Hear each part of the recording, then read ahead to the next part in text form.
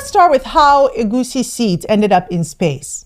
First of all, for those of you who don't know, egusi are simply melon seeds. Yes, but in Nigeria and much of West Africa, there's so much more than that. Egusi is a staple. You find it in everything from thick, hearty stews to peppery soups passed down through generations. It's rich in oil, packed with protein, and woven into the culinary DNA of the region.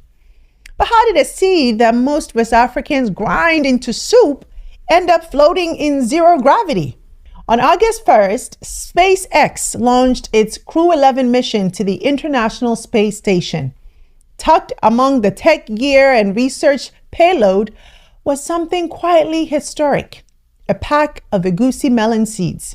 Now, the man behind the mission, Dr. Temidayo Onyoshan, a Nigerian space policy expert, founder of Space in Africa, and one of the loudest voices pushing for African participation in space science. The goal? To study how microgravity and cosmic radiation affect the biological behavior of egusi seeds in space. But let me be clear, this wasn't some gimmick. This is about science at the intersection of identity and survival. Because egusi isn't just tasty, it's packed with protein and oil-rich compounds. Understanding how it responds to extreme conditions like the vacuum of space could unlock new insights for agriculture right here on Earth.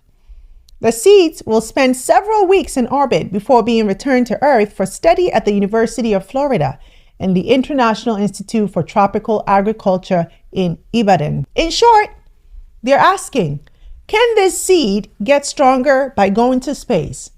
And that question opens the door to something bigger. Because if African crops can be part of the next generation agriculture research, then Africa can stop being a passive recipient of foreign technologies and start being a co-creator of the solutions that we all need. Think about it. As climate change hits harder, we need crops that can withstand stress, heat, and drought. And egusi, a plant that already thrives in dry conditions, might be one of them. This also matters because of who's driving it. This wasn't a Western scientist experimenting on an African seed. This was a Nigerian scientist leading a mission that centers African knowledge and African questions. But here's a twist. Dr. Onyoshan is not stopping here. He's already said he wants more African crops to follow. He's inviting people across the continent and the diaspora to help decide, what do we send next?